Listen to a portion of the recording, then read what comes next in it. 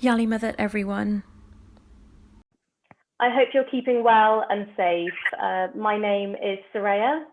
I'm a GP, and welcome to today's talk on eating for health. I'm a member of the Royal College of General Practitioners Nutrition Group and the Strategic Centre of Obesity, and a very warm welcome today. So on the menu for today, we're just going to go through a few housekeeping rules before I introduce today's speaker. And after the talk, we'll go straight into our Q&A session. So today's talk is being recorded. We kindly request if you could remain muted throughout. And we will be using Slido for our interactive Q&A session. So please join Slido now on your smartphones using the QR code in front of you. Alternatively, you can open a browser on your smartphone or laptop and type in slido.com and the code PLANT. So we will be using Slido for our questions. The questions are anonymous, and you can click the thumbs up next to any questions that you like to upvote them. And this means that these questions will shoot to the top. So when we do our Q&A, we will prioritize answering those questions first. If you have any questions about this process, please feel free to message me on the Zoom chat and I'll do my very best to help you. So,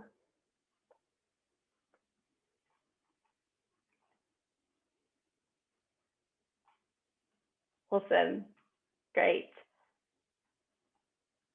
So just to get you warmed up on Slido, you should see a question in front of you.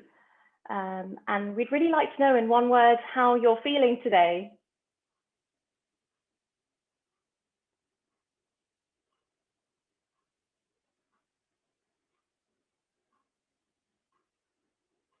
That's great. So someone's mentioned they're hungry. So we really hope to stimulate quite the appetite today.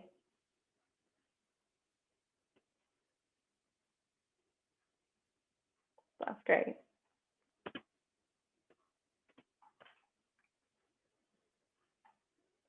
And just moving on to our next question. How many servings of fruit and vegetables do you eat in a day?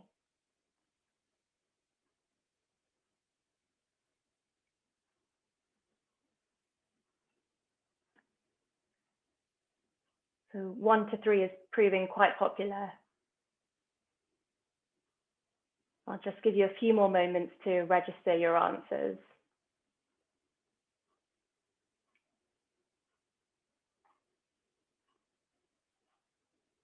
That's great. Thank you so much. Awesome. So I am delighted to introduce today's speaker, Dr. Shireen Kassam. Shireen is a consultant hematologist and an honorary senior lecturer at King's College London. She has a special interest in lymphoma and is passionate about the power of plant nutrition in the treatment and prevention of chronic disease. Shireen is also a certified lifestyle medicine physician from the International Board of Lifestyle Medicine and a member of the Research Advisory Committee for the Vegan Society. And she is also founder and director of Plant Health Professional UK. So over to you, Shireen. Thanks very much, Soraya, for the lovely welcome, and hi to everyone who's joined today. I'm rather overwhelmed by the number of participants. Really nicely surprised to see you all here. Yeah, certainly a good portion of you, 6%, are managing to eat the desirable number of fruits and vegetables. So excellent, those 6% I'm sure can now switch off. But for the rest of you, I hope that I'll be able to inspire you to make some healthy changes in your diet. I'll start by giving you an overview about why you might want to do that and how important it is, and then some top tips on how to do that. So, you know a little bit about me. I guess it might just be worth understanding why I've become so passionate about promoting and educating people on the power of a healthy diet, a diet that's predominantly centered around whole plant foods. It's because in my everyday work at King's College Hospital looking after patients with lymphoma, not only are we trying to battle the lymphoma, I see everyday common chronic diseases in virtually every patient. So high blood pressure, high cholesterol, type 2 diabetes, unhealthy weight. And I soon realized when I myself adopted a plant-based diet that really healthy diets have the ability to prevent and reverse the majority of the chronic illnesses that we suffer with. And so I provide education on plant-based diets at Winchester University.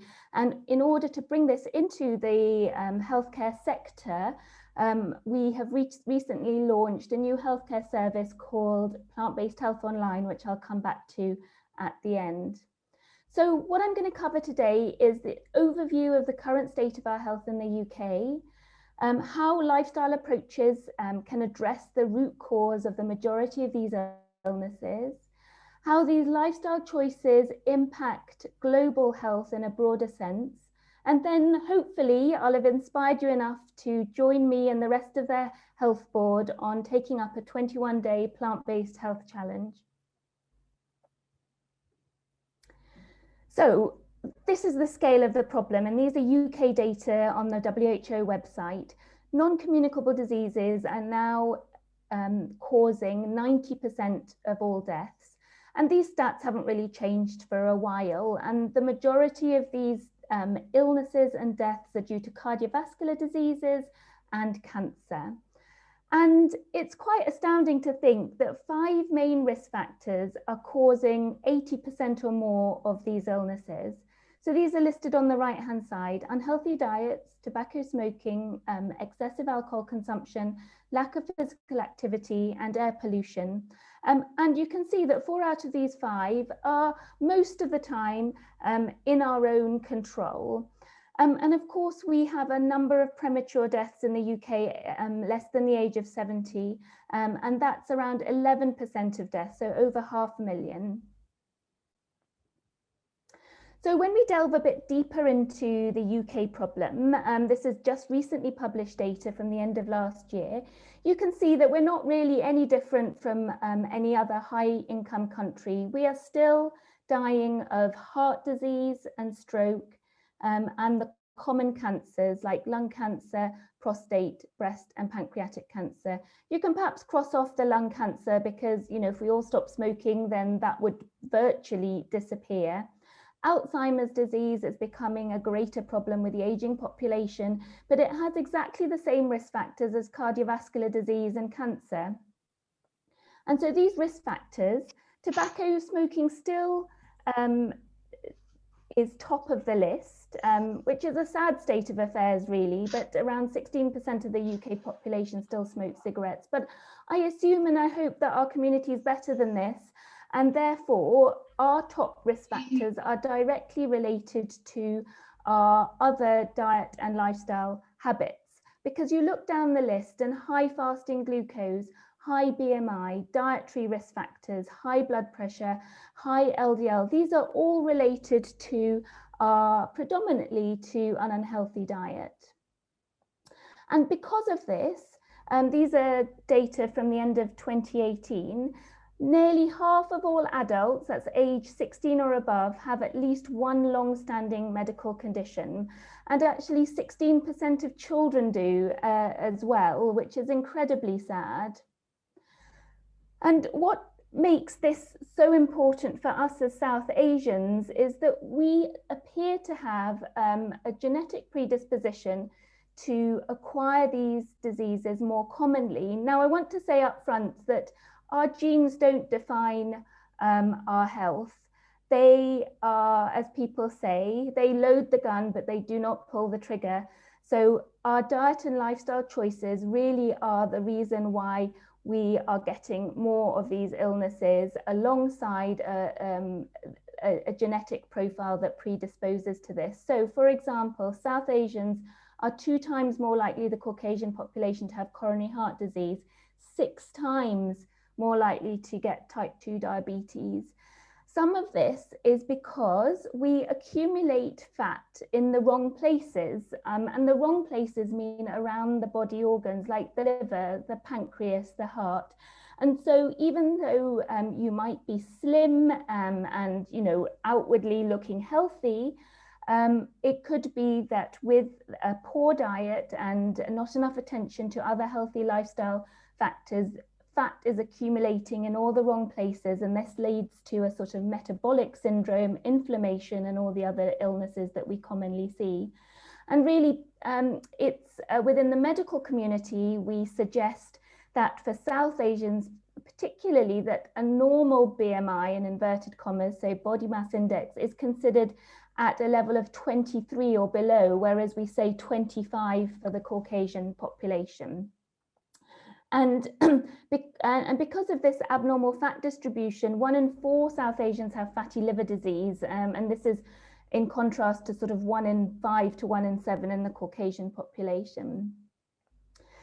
The other problem that is prevalent in the UK is that although we are living longer, which is wonderful, and predominantly a question of lower sort of childhood mortality and better technological advances in medicines, life expectancy is over 80 now for men and women, but we know that these are not healthy life expectancy. So healthy life expectancy is only around 63 years. So this means that we all spend around 12 years in ill health. And I don't think anyone wants that for themselves or their families. So just to focus more onto the problem with diet, we know, based on this study that was highlighted in all the newspapers at the time, that an unhealthy diet is now responsible for 1 in 5 deaths globally, and the UK is no different. So that is 20% of deaths globally. And when this large analysis of global dietary intakes looked at why these diets were unhealthy, these are the top risk factors. We're eating diets that's too high in sodium, which means that this is a reflection of eating processed and pre-prepared foods. But if you go lower down the list, the rest is because we're just not eating enough plant foods. We're not eating enough of the foods that are consistently associated with better health and lower levels of chronic illness. So that's whole grains, fruits, nuts and seeds, and vegetables. And as I've mentioned before, these unhealthy diets are leading to the top causes of death and disability: cardiovascular disease, cancer, and type 2 diabetes. A big problem in the UK is that more than 50% of the food that we put into our shopping baskets is classified as ultra processed. They're so far removed from the original ingredient, they've got additives and preservatives, and have had unhealthy cooking methods. And that in itself is a problem, regardless of whether you're eating an omnivorous or a plant-based diet. And furthermore, this last year and the current situation that we're in has really highlighted the consequences of this ill health and the drivers of the ill health, because the people that we're seeing in hospital with severe COVID-19, needing intensive care beds, and who ultimately are dying from this disease are predominantly those with an underlying health condition.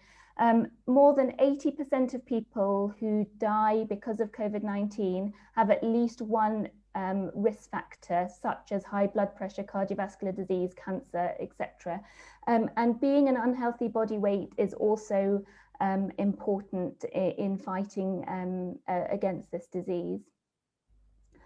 So I've outlined the problem. So what is the real solution? Well, as a medical community, we have started to realize that some simple interventions really could improve the health of us as individuals and as a nation as a whole.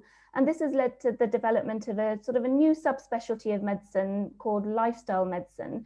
I mean, it seems crazy that we need a specialty in this area, which really is common sense when you think about it.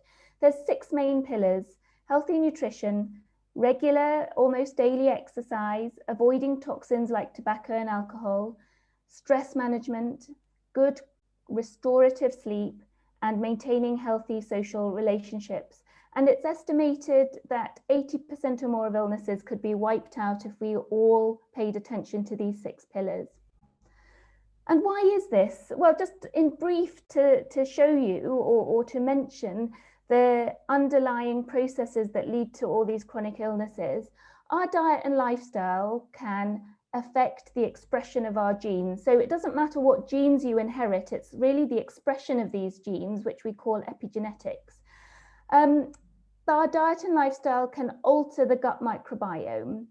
And if epigenetics are unfavorable, the gut microbiome is unfavorable, this leads to inflammation, which is really the core process that drives chronic illnesses, be it cardiovascular disease or cancer or type 2 diabetes. And ultimately, when you have these illnesses, you end up with a defective immune system that leads to a poor outcome, for example, from COVID-19. So I'm clearly going to really focus in on diet, because I feel that this is something that we can all make positive changes and impact our health outcomes in a positive way. So we have known for decades what a healthy diet is. I mean, if you read the papers, you'd think that we knew nothing about diet, but we know an awful lot about diet, and the information has not changed in decades. We know that the foods that cause inflammation, the key mechanism driving chronic illness, are refined carbohydrates like white flour, white bread, white rice, and so forth, and sugar, of course. Fried foods, so having deep fried any food, be it plant or animal foods, are unhealthy. Sugar sweetened beverages as a marker of intake of sugar. Processed and red meat, so processed meat is a group 1 carcinogen, it causes cancer, particularly in relation to colorectal cancer. And red meat is a probable carcinogen, it definitely increases the risk of colorectal cancer, but also a number of other cancers, including pancreatic and breast cancer and prostate cancer. Saturated fat causes inflammation, and saturated fat is predominantly found in animal foods, so meat, eggs and dairy. And of course, alcohol, I'm afraid, is not healthy. It causes inflammation, it alters the gut microbiome, it lets carcinogens into the cells. So instead, what we should be doing is eating foods that reduce inflammation, and healthy foods actually do bring down the markers of inflammation in the blood, and consequently in our body organs like the heart and the joints, and so forth. So we need to be eating the rainbow. Colourful, bright foods are full of antioxidants, anti-inflammatory foods, and these are clearly fruits and vegetables. We need to forget about worrying about carbohydrates, protein and fat, and worry about eating foods that are full of the micronutrients that promote health, so vitamins, minerals and plant nutrients. So again, this is whole plant foods. We need to increase our fibre. In the UK, adults are on average eating about 18 grams of fibre a day, when we should be aiming for 30 grams. And this is partly a consequence of the fact that only 28% of adults are eating 5 portions of fruits and vegetables a day. And I think looking at the poll at the start, I think this audience is probably average for the UK. Herbs and spices are amazing at promoting good health, and I think our community is obviously going to be great at that, so carry on using herbs and spices liberally. They're the food items that have the most antioxidant and anti-inflammatory properties. We should be drinking water for thirst. That's the best fluid there is, and teas and coffees, as long as they're not loaded with cream and sugar, are perfectly healthy if they suit you. There's been a lot of discussion about vitamin D. It's an essential nutrient. It's not really a vitamin, it's a hormone, and we should be acquiring it through exposure of our skin to sunlight, but clearly this last 12 months it's not been possible. So everyone should be taking a supplement of vitamin D. So how do we know that this is the right diet for humans? Well, on a really basic level, we know from studies in regions of the world where people live the longest and healthiest, and these regions are called the blue zones. And this is a picture from one of the ladies, a centenarian from Okinawa in Japan, which is one of the blue zones, but there's also Loma Linda in California, Ikaria in Greece, Nicoya Peninsula in Costa Rica, and Sardinia, the Italian island. And when you look and see why these people are living so well and so long, there's 9 factors that the researchers, particularly the researcher or demographer Dan Buettner has identified. And I'm obviously going to focus in on the diet part, but clearly the diet part is a plant slant. They eat predominantly a plant-based diet, not 100%, but 90 to 95%. 80% rule, that means that they eat till they're about 80% full, not overeat. They practice stress relieving activities. They have a purpose in life. They move naturally just with everyday activities. They have a sense of community and belonging. They put their loved ones first, and they're part of a social group. I might put a cross through this. I don't think the wine is at all essential, but we can discuss that later if it's of relevance to anyone. So when it comes back to a plant-based diet, the blue zones, well, I mean, this is from their website, the Blue Zones website, that they're eating 95 to 100% plant-based, and it's whole plant foods, not highly processed. Beans are really important in all 5 regions, water for thirst, daily portion of nuts, go easy on the fish, no more than 3 times a week. But some blue zones don't really eat fish at all. Eliminate eggs, they're not necessary and shouldn't be eating more than about 2 or 3 a week maximum. Get rid of the sugar, so added sugar, you'll get natural sugars in whole plant foods. Reduce or eliminate dairy, it's really not necessary, and retreat from meat. So you can see that the bottom of this pyramid is really the whole plant foods. More sort of modern style of studies is following groups of people over time and seeing what illnesses they develop and correlating that with their lifestyle habits. So this is a large study including more than 170,000 men and women followed for more than 30 years, and the researchers looked at 5 healthy lifestyle habits. So the healthy lifestyle habits were whether they'd ever smoked, healthy weight, healthy diet, physical activity, and moderate rather than excessive alcohol consumption. And what you see in the right-hand table is what was considered a healthy diet. So a healthy diet was one that was high in fruits, vegetables, whole grains, unsaturated fats, which come from whole plant foods, and omega-3 fats that can come from fish or plant sources. And on the right-hand side, the diet was considered healthy if it did not contain or contained only small amounts of red and processed meat, sugar-sweetened beverages, trans fats, which obviously come predominantly from processed foods, but people forget that you can also find trans fats in meat and dairy, and also salt, which I've said is already a reflection of processed food consumption. And after 30 years, what they found was that people following the healthiest diet could reduce their risk of dying from cancer by 30% and cardiovascular disease by 33%. But if you had all 5 healthy lifestyle factors, you could reduce your chances of dying from cancer by 65% and cardiovascular death by 82%. So that brings me back to that kind of 80% figure I quoted at the beginning. We could wipe out 80% of cardiovascular death with a healthy lifestyle approach. I have no pill or procedure that can provide you with this level of good health.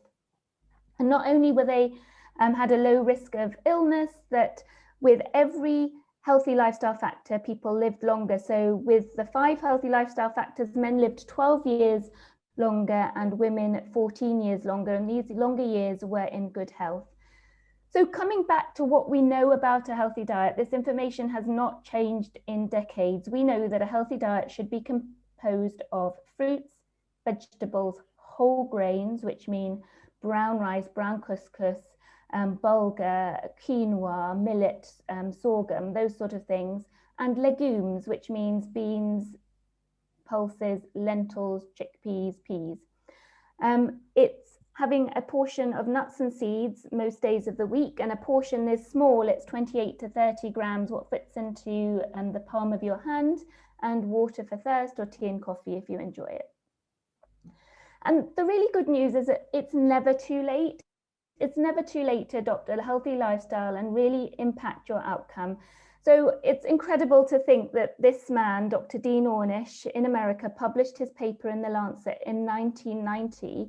He showed that if people with severe coronary heart disease adopted 4 healthy lifestyle behaviors: a plant-based diet, low in fat, regular physical activity, stress relieving activity, and also formed a community support, they could arrest and potentially reverse atherosclerosis and heart disease. And that was shown back in the 90s. And at the same time, Caldwell Esselstyn at the Cleveland Clinic was doing the same, but in contrast to Dr. Dean Ornish, he was asking people only to adopt a plant-based diet. He didn't ask them to do anything else, just the plant-based diet. And what he published in 2014 was his experience of almost 200 patients with severe heart disease and their outcomes. And he was able to show images like these two here, where initially, before adopting the plant-based diet, there was a lack of blood flow to the heart, but after 3 weeks, only 3 weeks of a plant-based diet, this blood flow had returned. And this was the case of his medical colleague at his hospital who had really bad coronary artery disease. You can see this tortuous coronary vessel. But after 32 months on a plant-based diet, and in this case, it was even without cholesterol-lowering medications, the artery had opened up. Oh, I don't know why that's happened. So what about cancer prevention? Well, this information has been put into the International Cancer Prevention. The World Cancer Research Fund published these in 2018. 9 healthy habits to prevent cancer. And you can see I've circled what I believe is the most important thing: eat a diet rich in whole grains, vegetables, fruits, and beans. It's what I've described, a plant-based diet.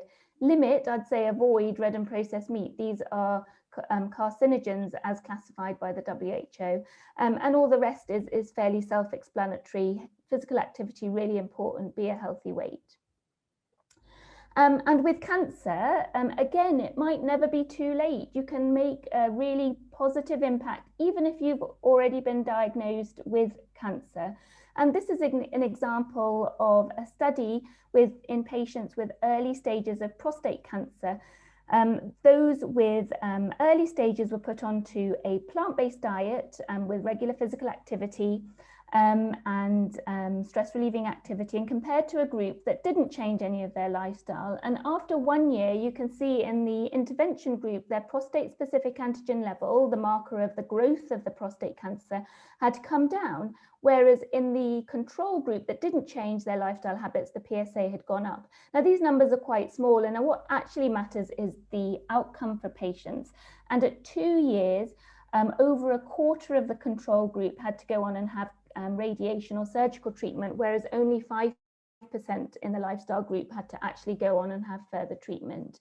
And Dr. Dean Ornish, who conducted this, was able to show why. We come back to epigenetics. Here on the right-hand side, you can see changes in the expression of genes before and after the intervention. So after the intervention, cancer promoting genes were turned off and cancer suppressing genes were turned on. And on the left-hand side, you can see that the change in lifestyle habits just after 3 months was able to extend the length of the telomeres, which are the caps at the end of the chromosome. So that's pretty remarkable. There is probably only one drug that I can think of that has been shown to extend our telomeres, and that really is the key to long life. So I just wanted to lighten the mood a little bit and say that you really can achieve quite remarkable changes in a small period of time. This is my husband, not looking so healthy here on the left. And at the start of the UK lockdown, he got really concerned that he was in a high-risk group for having a poor outcome for COVID-19. He's a hematologist like myself too, clearly going into the hospital every day. And he started off pretty unhealthy. This is really metabolically unwell. He was overweight with, well, in fact, he was obese with a BMI of 30, a 36-inch waist. He had hypertension. He was already vegan, so it goes to show that you need to be on a healthy plant-based diet. You know, telling me you're vegan doesn't really tell me what you're eating. But just as a baseline, when he was eating meat, he had a cholesterol blood level of 6.5, and we're told to aim for less than 5, although we know the lower the better. And he was doing some running, but at 11 minutes a mile. So this year, this January, he has managed to lose quite a lot of weight to put him back to the healthy BMI range. Still got some work to do because probably need to aim for middle of the range. He's no longer got high blood pressure. His waist circumference is now normal. His cholesterol is 4.2, and he's improved his physical activity as well. And this is purely by eating a whole food plant-based diet, essentially what I've eating. I've had to take over the kitchen and do all the food.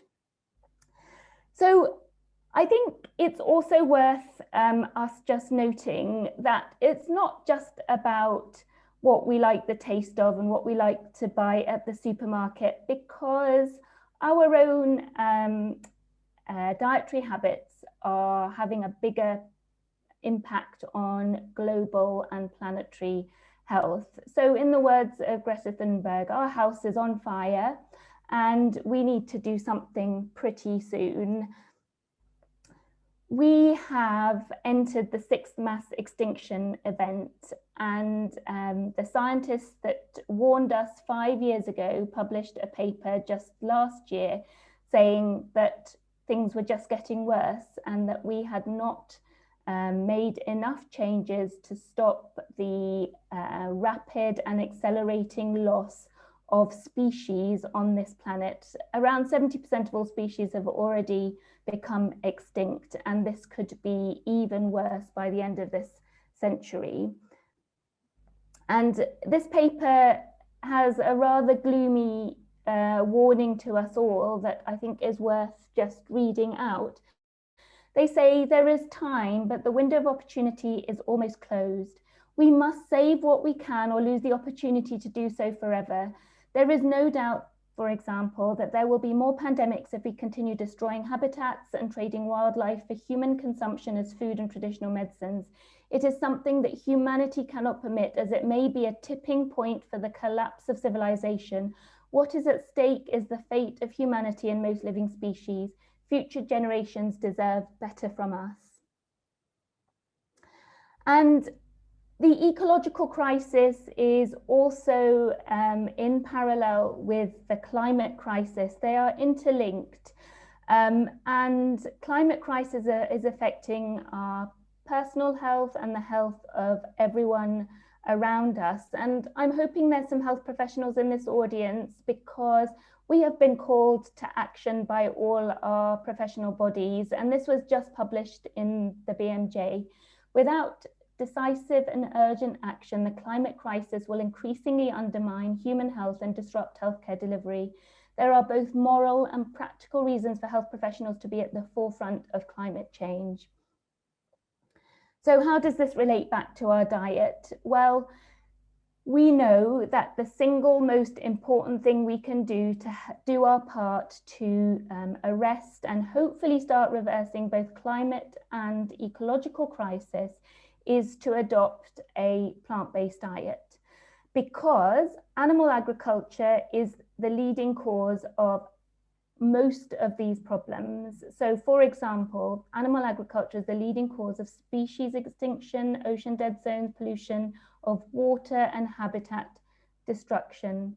A third of the livable planet is taken up by either farming animals or growing food for them. Now, I'm not going to read out every single one of these rather alarming statistics, because you'll be given the slides by email afterwards, but do take time to read through them. So myself and my group that I advocate with has tried to raise the profile of these issues in the UK and amongst health professionals too. On the left, you can see we're raising the alarm to say that unless we change the way we produce and eat our food, pandemics are going to be our future. In fact, probably COVID-19 has been a warning, and we've got away lightly because there's currently bird flus that are being generated in factory farming of poultry that have a mortality of like 50 to 60% in humans, opposed to just less than 1% in with coronavirus. So if we want to prevent the next pandemic, we need to drastically reduce the amount of meat that we eat. We do not need to eat meat. If you choose to eat meat, you have to make meat, eggs and dairy less than 10% of your diet. On the right, we are calling for the government to promote and support healthy, nutritious food, because clearly the conventional food system makes it much easier for people to buy unhealthy foods, and most people, those people that need it most, of lower socioeconomic means, do not have the financial ability to buy healthy food. So what do we know about what we should be eating in general? Well, in order to support our human health and the health of the planet, the Eat Lancet Commission of 36 global scientists came together to describe to the world what a healthy diet would look like. And this diet would also support us to get ourselves out of the climate and ecological crisis. And here you can see that this is the plate, the planetary health plate. Half of it is fruits and vegetables. The yellow is whole grains. There's some plant oils here. There's plant protein, which is essentially from beans and nuts and seeds. When you look at what is allowed for animal foods, you can see blue for dairy, red for animal foods. That is 13% of your diet. Clearly states that it's not necessary to eat dairy foods or animal source foods. That comes down to personal choice because it's not adding to our health and well-being. And they estimate that 11 million deaths globally could be prevented if the world adopted this type of diet. And this comes back to the 11 million deaths I said were currently being caused globally by an unhealthy diet. And you know, some countries have been really proactive. So Canada's food guide that came out in 2019 looks like this. And if we were in a live audience, I'd ask you, well, what's missing from the plate? What are we so familiar with that is not even on this plate? I'll give you a little moment to think about it, but you can see that fruits and vegetables are half the plate. A quarter of the plate is whole grains, so brown whole grains. And then a quarter of the plate is eat protein foods. Doesn't say eat meat, it says protein foods, and it says choose beans over meat because it's healthier for you as an individual, it's healthier for the planet. Make water your thirst. So no dairy products on this plate at all because they're not essential. They're one of the leading causes of you know, animal agricultural impact on the climate. And 70% of the global population can't even digest lactose. So we're coming to an end shortly. So I hope that you can be persuaded to start to make some healthy changes to your diet and shift your diet wherever you are to one that is composed predominantly of whole plant foods. And for me, I think these 7 things are kind of what one should be aiming for to try and shift to a virtually 100% plant-based diet. So start with a healthy breakfast, and that means I think that the classic healthy breakfast has to be oats, adding in some nuts and seeds if you want to, particularly flax seeds are a good source of omega-3, and maybe some fruit like your portion of berries. Swap out meat for beans or lentils or pulses, and I think clearly the Indian diet is very good at this. So, you know, don't be having meat and chicken based curries. We need to be eating the dals and the bean curries, and maybe adding in tofu. I know it's not necessarily familiar to all of us, but it's an excellent replacement for meat. Swap out your refined grains and eat whole grains instead. So swap out your white rice for brown rice or even black and red rice, and mix up your grains. You know, it's amazing to think that there's 20,000 edible plants on this planet, and we probably eat about 8 different plant foods a week maximum. Learn to make big soups, and when it's a great way to use up leftover vegetables, and also add beans and lentils and things to increase the fiber and the protein content even more. When you're eating big salads, which should form kind of a side dish or even a main meal at lunchtime, for example, add in beans or tofu or sprinkling of nuts and seeds. We need to be aiming for 10 portions of fruits and vegetables per day. That's what the studies show us. I mean, 5 is a minimum, and really the more the better. And add in a daily portion of nuts and seeds if you're not allergic to nuts.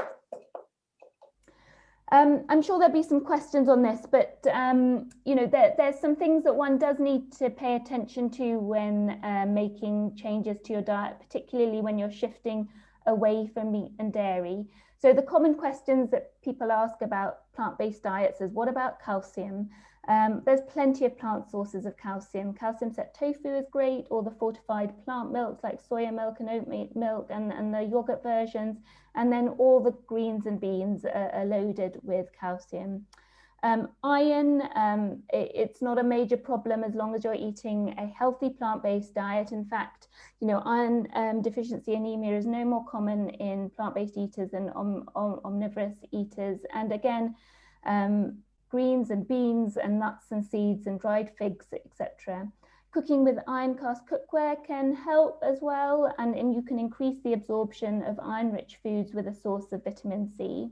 And it's best to avoid tea and coffee an hour before and an hour after meals, because it inhibits iron absorption and the absorption of other nutrients as well.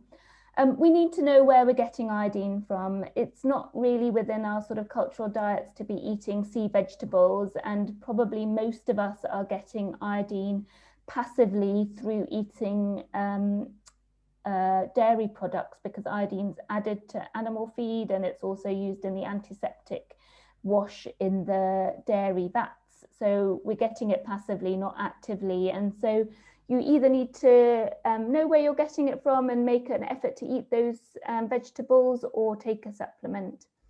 If you're 100% plant-based, B12, you need to take a B12 supplement. In fact, as a hematologist, to be honest, most people I see with B12 deficiency are not vegans, and any diet pattern can lend itself to B12 deficiency, so need to be mindful of that. Vitamin D we've talked about. I hope everyone in this audience is taking a supplement of vitamin D. And then there's some helpful ways of reducing your food bill. For example, you know, obviously cooking from scratch is cheaper than buying processed foods and healthier for us.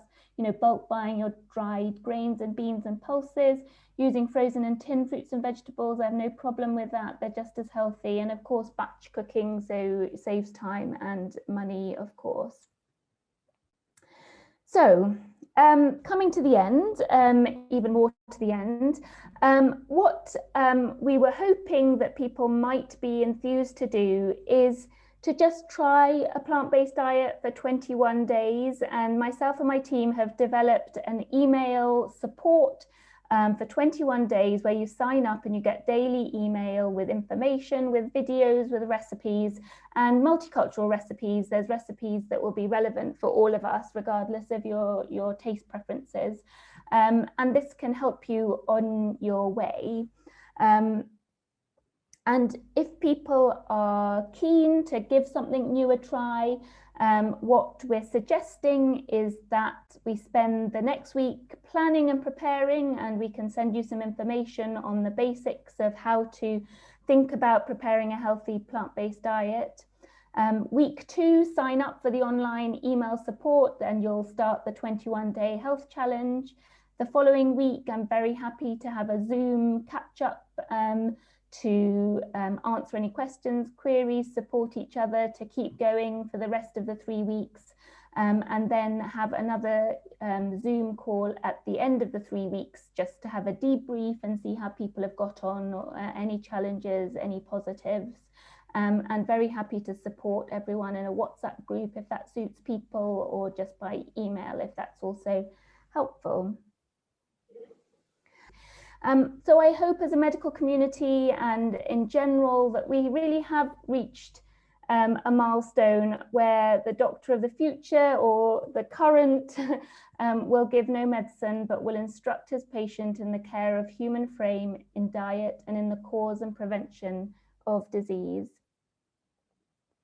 And loads of resources to recommend. If you're new to this concept, then the documentary Forks Over Knives is the place to start, and then a lot of reading. So these slides will be sent to you. So thank you very much for listening. Thank you, Shireen. Thank you for such an informative and really relevant talk. Clearly, diet is, just from your slides and your talk, arguably sort of the single most important health variable. It's been excellent. We've got a huge amount of questions that have come through on Slido, so thank you everyone for putting those through. We'll try and get through as many questions as possible, and just a reminder to our audience that you can click the thumbs up next to any other questions to upvote them. Those ones will shoot to the top, and we'll perhaps kick off with those questions first. Shireen, actually, one question I wanted to ask you, I often get quite a few questions about confusion over different terms we use, like vegetarian, plant-based, vegan. Would you mind just explaining the differences between these? Yeah, no, for sure. So I think, well, sorry, I don't think. So the term vegan tells you what somebody is not eating, and that's the same with vegetarian. So vegetarian and vegan tell you what somebody is not eating. Vegans don't eat any foods that are from animal sources. Vegetarians don't eat animal flesh, but they continue to eat eggs and dairy.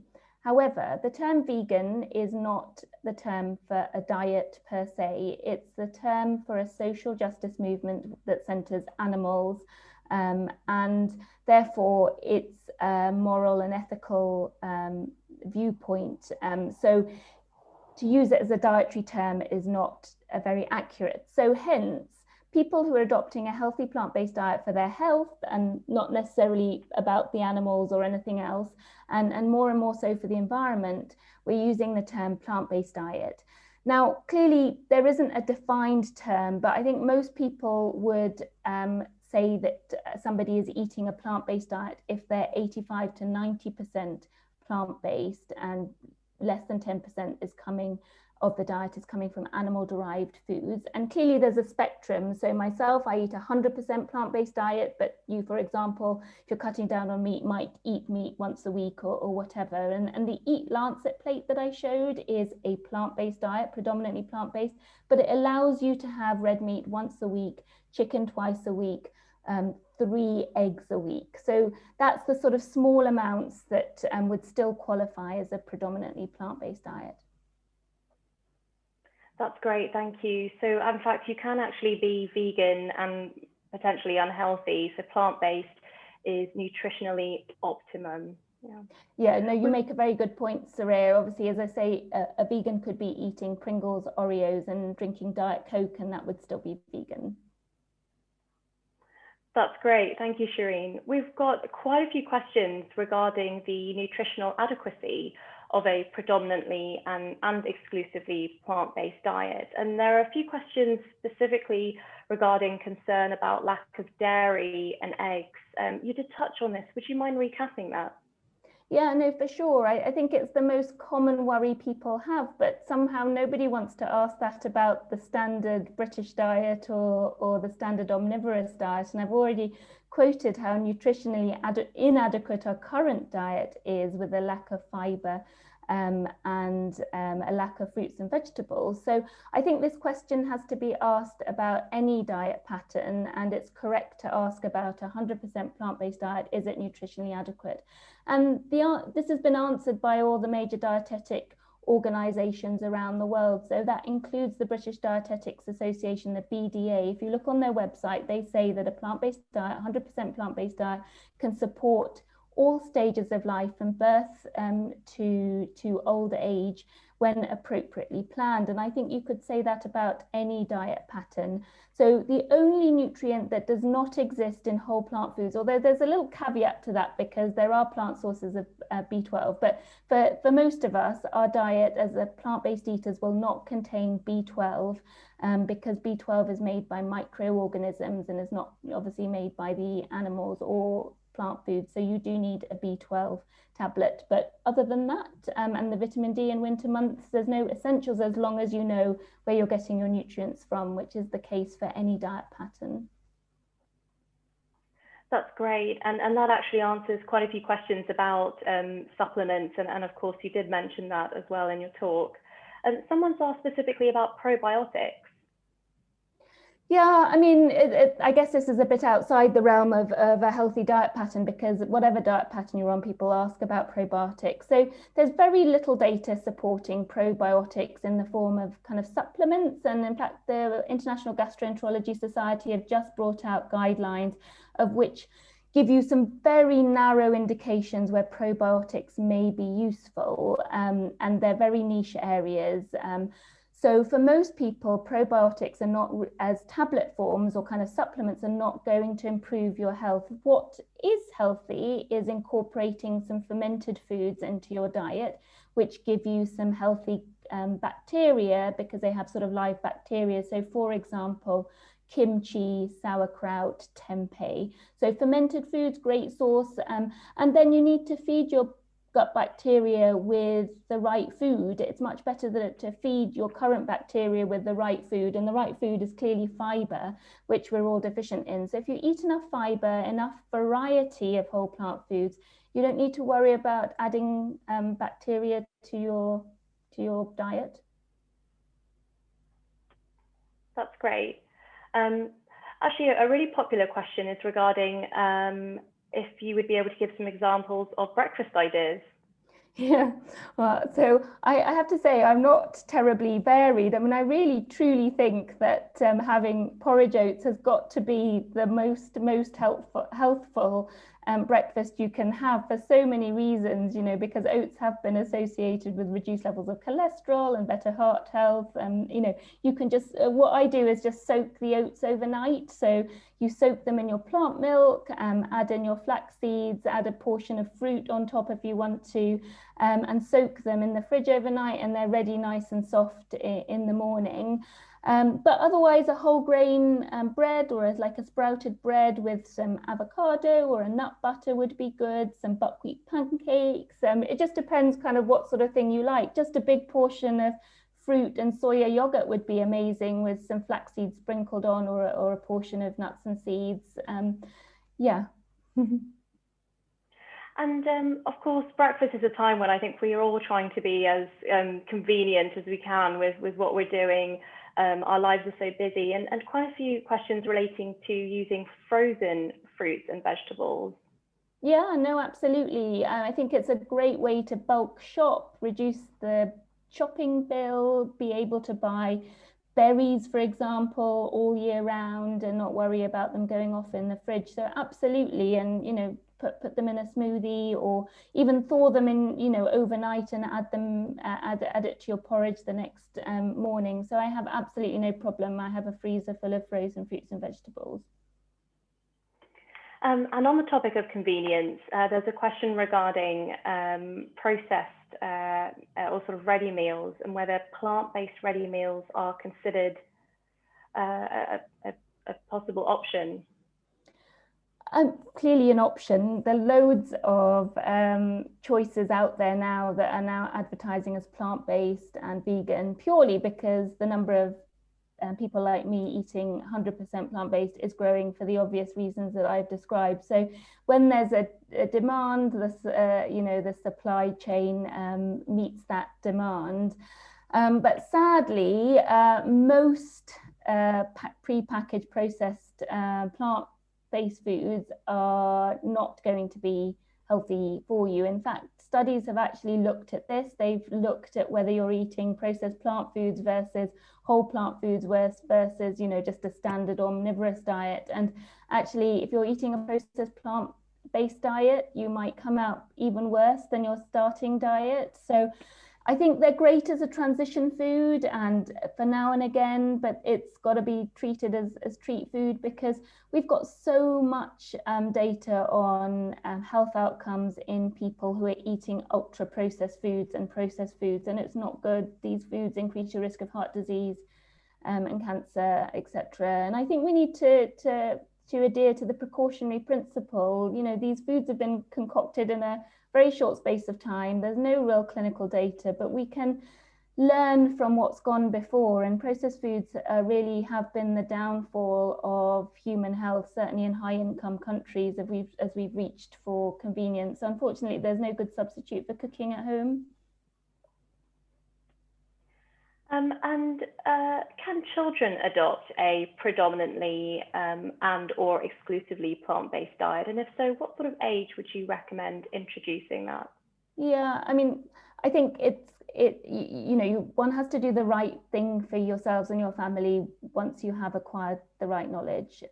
So as I've said, every major dietetic association, including the BDA, have stated that 100% plant-based diet can be fine for all stages of human life. So that's pregnancy, from birth through to old age. So yes is the simple answer to that. The BDA have also recently produced a more detailed fact sheet for children, which we can include on the email that goes out to everybody.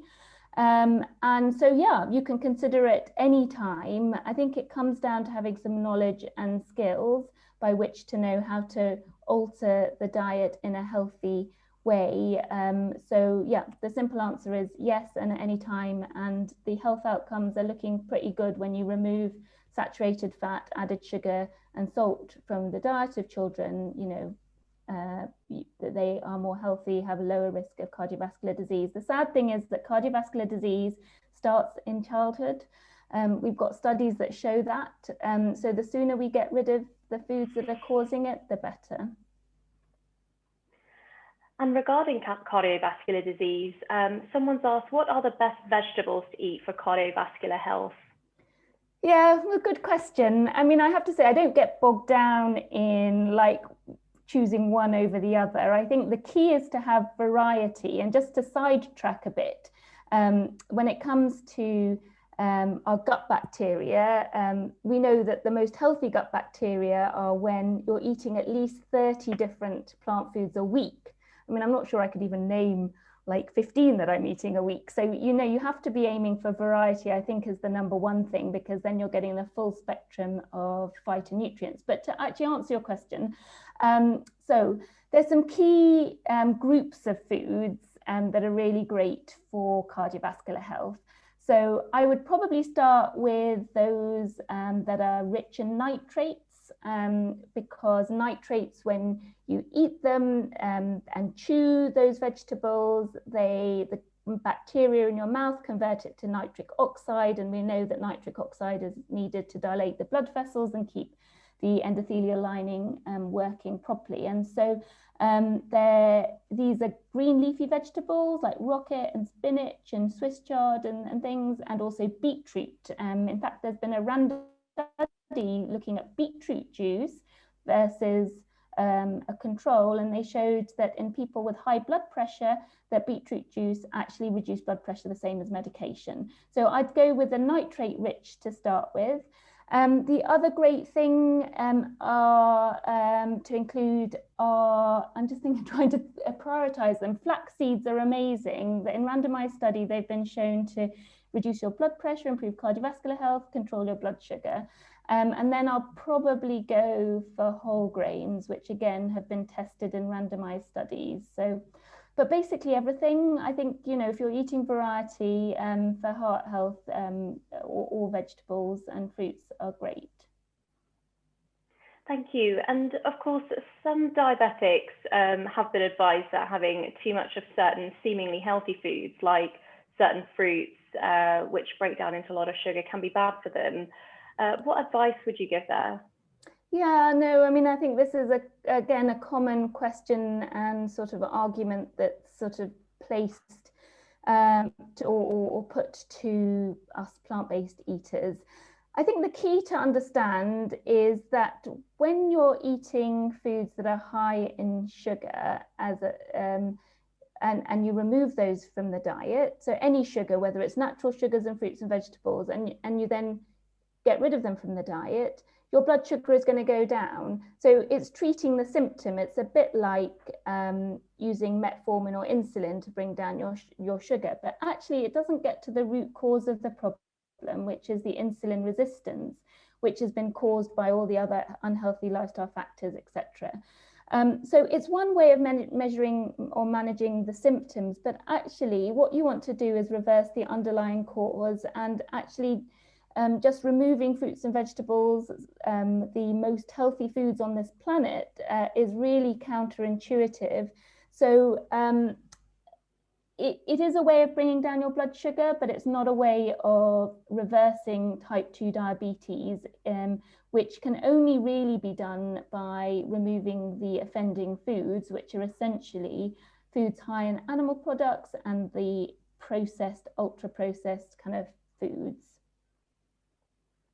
Thank you.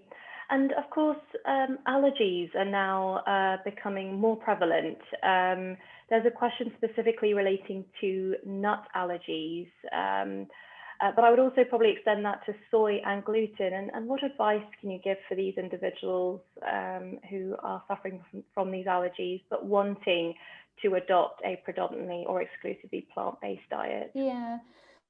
Well, I mean, I would always say, ideally consult a dietitian. I'm not a dietitian, I'm not a nutritionist, I'm a general physician. So that's the first thing. The second thing is we have fact sheets on all of these things on our website, so we can add that to the list of things that is going around. We've literally just come out with one for the soya intolerant and also gluten as well. But just to say about gluten and soy allergies, they're incredibly rare, but clearly if you are a person that needs to avoid gluten, then it's absolutely possible to do on a plant-based diet, and you need to shift to whole grains that don't include gluten. And same with nuts. Obviously you can, if you're not allergic to seeds, that's amazing, and you can add in seeds rather than nuts. It's just adapting, and you can still eat the other most healthful foods on the list. So it's not a barrier, it's just another bit of sort of consideration that needs to be taken. Same with soy. I mean, I personally haven't met anyone with a soy allergy. I mean, they're very rare. I know it exists, but these are sort of quite niche things that probably require a little bit of help from a dietitian and nutritionist. So it may be worth actually for those individuals to speak to a qualified dietitian. And of course, on plant-based health professionals, there is a directory to find someone in your local area. Mm-hmm. In terms of sort of portion sizes for nuts, there's a question about how much is a good portion size for walnuts, almonds, and pecans. Yeah, portion size is about the same for everything, really. One portion a day, all the studies have used 28 grams or 30 grams. It's kind of 1 ounce, literally, what fits into the palm of your hand. So it's really not very much. I mean, 6 walnuts will give you the required omega-3 short chain fatty acids you need. 1 Brazil nut gives you enough selenium. So we're not talking very much. And so although these foods can be a bit more expensive, potentially, we're talking tiny portions. Thank you. And there's a question about what types of herbs, if you're aware of, have the best anti-inflammatory properties. Absolutely all of them. Literally, I was literally this morning looking a list of the top foods that have the most antioxidant and anti-inflammatory properties, and literally the top 10 are all herbs and spices, things like cloves and cinnamon and cardamom, except for dark chocolate came up in the top 10, which was quite nice to see. Really, I wouldn't worry about it. Obviously, quite a lot of research has been done on turmeric and curcumin, that's supposedly the active ingredient, so we know that's really healthy, but I would just eat a selection. And there's a question about the specific changes that your husband had made when moving from an already vegan diet to the new sort of plant-based diet, and how he transitioned between the two. Yeah, I mean, as it turned out, he wasn't being very truthful with what he was eating during the day. So there was quite a lot of bad snacking. Despite the packed lunches I was giving him, it turned out he was going to the canteen as well and adding chips to his, nice big salad and beans, etc. Yeah, I mean, like eating going out. I think, lockdown has meant that we haven't actually been to a restaurant for the best part of a year. So I think we forget how much eating out contributes to calories and unhealthy foods. And, you go out, you want to treat yourself, but if you're doing that twice a week, then it soon mounts up. So I would say it's just going back to basics and eating, healthy, whole food, plant-based, home-cooked meals. What about soya mints? Have you much experience in using that? Yeah, I've never liked it, to be honest, so it's not something I've incorporated. I'm afraid it's processed at the end of the day, and so I think it's a nice cheap food, but you're much better using the minimally processed soya foods like tofu, tempeh, edamame beans, etc. And so I think it's okay, and it's definitely better than meat because it's low in cholesterol. It's going to be, well, absent in cholesterol, of course, and it's going to be higher in unsaturated fats and what have you. But taking isolated protein out of the main package, I think, is never going to be as nutritionally optimal as eating the whole package of soya, which is hugely healthy. Yeah, and there's someone's got a question about specifically legumes and struggling with wind related to these sorts of vegetables, and how they can prevent that from happening.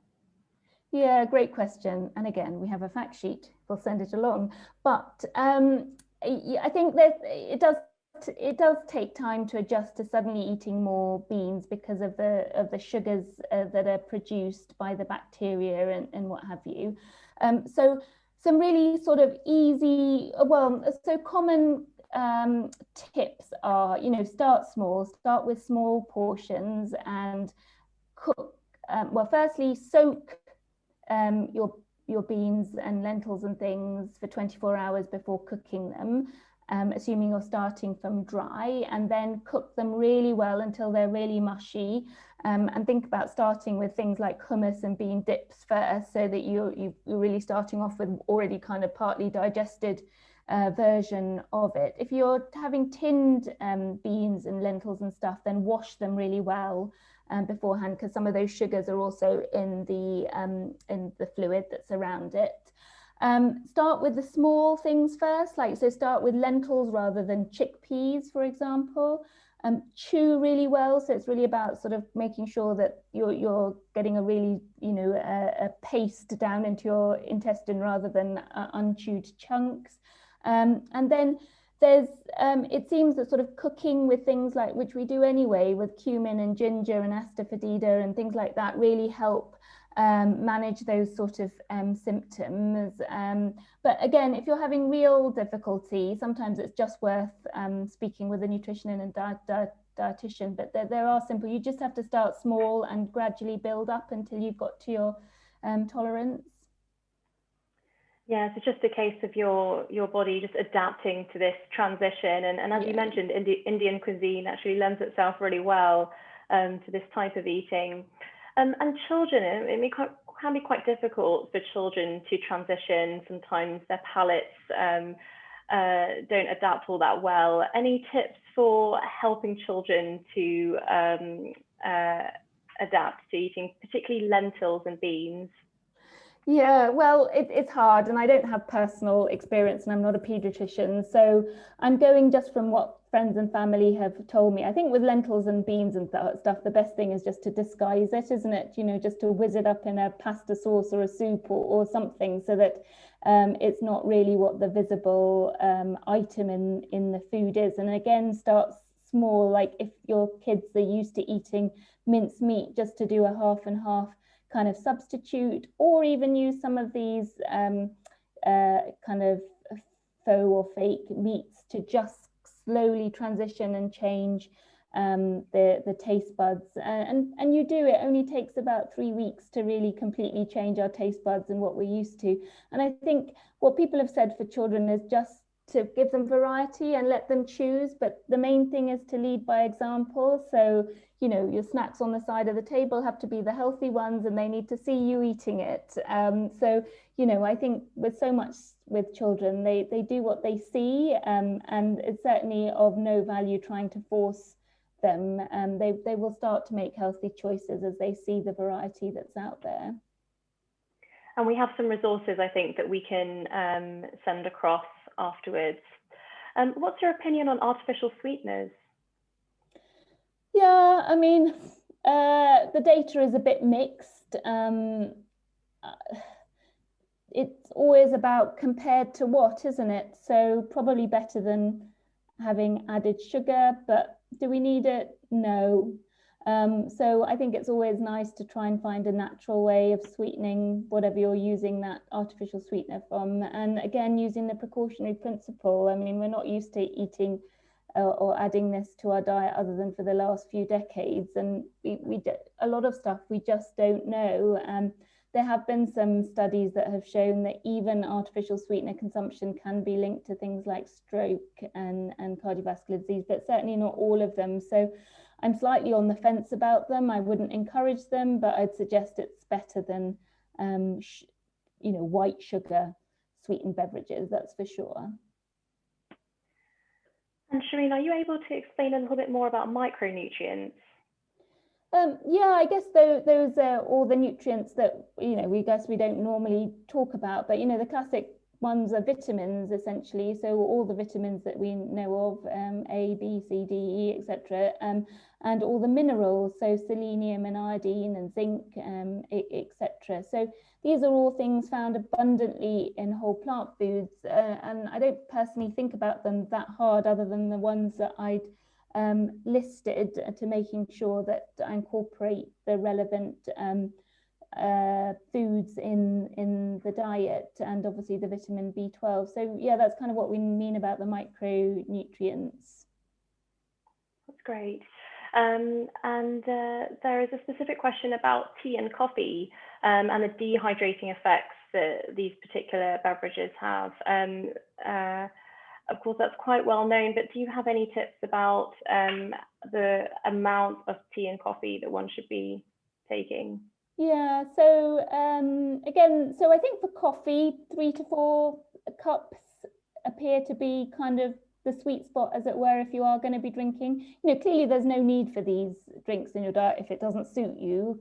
Coffee can give you palpitations and anxiety, and then clearly don't force yourself. But if you enjoy it, 3 to 4 cups is probably about right.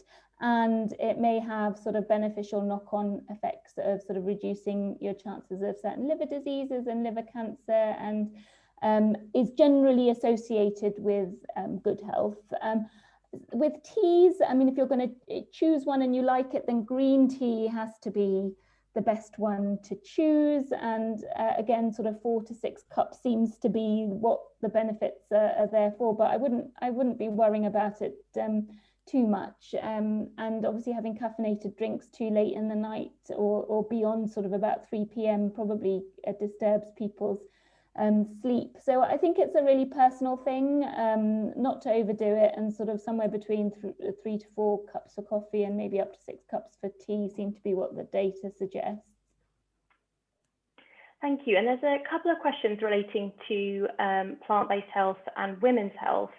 Are you aware of any evidence to suggest that plant-based health can be beneficial towards menopause and polycystic ovaries? Yeah, absolutely. And there are studies out there that support that, and not even just for older age. For younger age, there's been randomized studies that look at, young people who have painful and disruptive periods, for example. But yeah, indeed, eating more high fiber whole plant foods seem to give people a better menopause experience too. And there's good reason for that, really, because a lot of these issues are around kind of fluctuation of hormone levels and estrogen levels, and that's very much related to what we eat. So a high fiber diet is going to sort of, in general, bring down estrogen levels in menstruating women and make it more even rather than having the sort of big fluxes. When it comes to menopause, definitely eating carbohydrate-rich fiber foods seem to be useful for the hot flushes, and particularly soya foods with their phytoestrogen. So the plant estrogens seem to be really useful for helping with the hot flushes.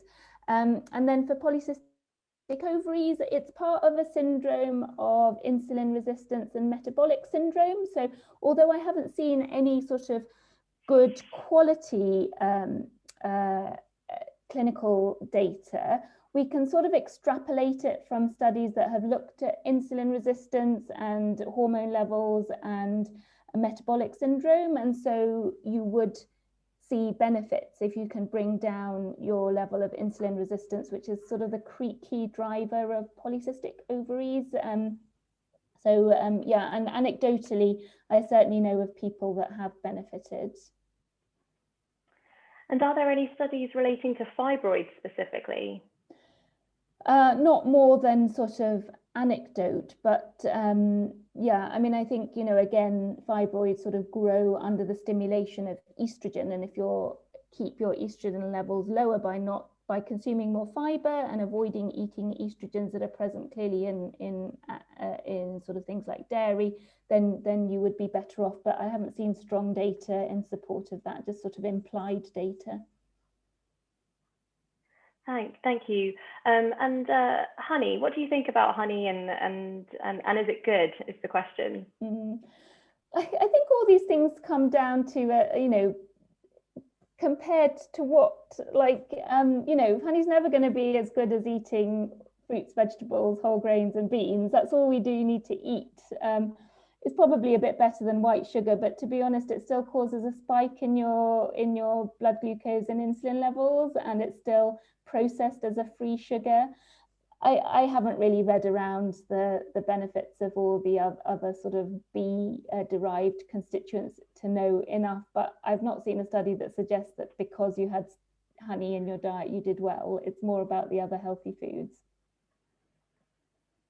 Thank you. And there's a question regarding actually a little bit more about the future of the food system and what your thoughts are about that. And I'd probably also just add in about just generally the food industry as a whole and its role in the development of lifestyle related conditions. And of course, I know you've done quite a lot of work to help influence health legislation, and maybe you could also give us an update on the work that you've done there. Yeah, well, it's an uphill battle, but it's a really good question. And I have to say, my father is probably better to answer this question about producing food than I am. But we need to think about our food system from farm to fork. It's not just about what we buy at the supermarket, but the forces at play that decide what ends up in our supermarket are just a minefield, and often these industries that produce our food are sort of self-regulated. They're given guidelines like you must reduce sugar, you must reduce salt, you must do this, but in fact it's not sort of enforced. It's only desirable or on a voluntary way, so things don't really change that rapidly. I'm probably not answering the question very well, but we need to really use our voice to demand that the food that we produce in the UK and everywhere else is the food that we want to eat. And at the moment, 70% of our agricultural land, it goes to producing animal foods. And not only do we know that it's not necessary for us to eat it, it is destroying the land, sea, and environment. So what we're producing is completely topsy-turvy to what we need to sustain ourselves as humans and to sustain the planet. Now, how do we actually change that? Well, the simplest way to change it is by buying the stuff at the supermarket that we should be eating. So as consumers, we can influence the supply chain. And then we need to use our voice wherever we are to try and make that change happen quicker. And, you know, because our government is working against us, they continue to prop up the industries that are creating our ill health because of the lobby groups and the industry pressure groups. You know, the fact that they've spent £1 million of taxpayers' money to try and get us to all drink milk. The EU have got a campaign called Beefitarian to try and promote people to eat beef. I mean, it's complete nonsense, but this is where taxpayers' money is actually going. So we need to start demanding that our farming system starts producing fruits, vegetables, whole grains and beans, things that we just import and we don't grow ourselves. We also need to start buying that at the supermarket so that the supply chain meets those demands. Government needs to start supporting industries that create health rather than those that are destroying it. How you do it, I think it's so hard, but we shouldn't stop trying. We need to really use whatever voice we have. But as professionals, we can start by helping our patients transition to a healthy diet. And I do have to have a caveat that we did, you know, I've tried to persuade you that diet is the single most important thing that we can do to improve our health. I mean, what we should be advocating is for a fair system, that food is a human right. You know, we have a problem with food insecurity due to poverty, which has been made worse by the coronavirus pandemic. So we need to also make sure that we help to bring people out of poverty so that they can afford these foods. But of course, these foods need to be made affordable and accessible to everybody. So a bit of a ramble, but it's a big topic and you probably should get somebody else to come and speak on that separately. That's really interesting to have your insights on that, Shireen, and it's just been incredibly eye-opening to hear that. What an informative talk, hearing not only the benefits of plant-based health for our own human health, but also planetary health as well. So I think that ends our Q&A for today. Thank you everyone for really interesting questions. I know I will be signing up to the 21-day challenge, and we will certainly email everyone that has signed up today with more information about that challenge. Shireen, I've just got one final question for you. How can those who have tuned in today to today's talk, and the many more that will tune into the recording, read more about plant-based health and the 21-day challenge whilst we're sending out the email? Yeah, so I mean, obviously go along to my website, which is plantbasedhealthprofessionals.com, that we can send out. There's so much information. Clearly the BDA website has great information on how to adopt a healthy plant-based diet. And then the last slide on my presentation has some books and movies that you can watch and read to inform yourself. That's great, thank you. And we will send all those bits along to everyone. So with that, I wish everyone a great Sunday afternoon, and thank you so much for tuning in today. And thank you again, Shireen, for what was an incredible talk. Oh, thank you very much. Thank you, that's really kind. And thanks for everyone that stayed to the end.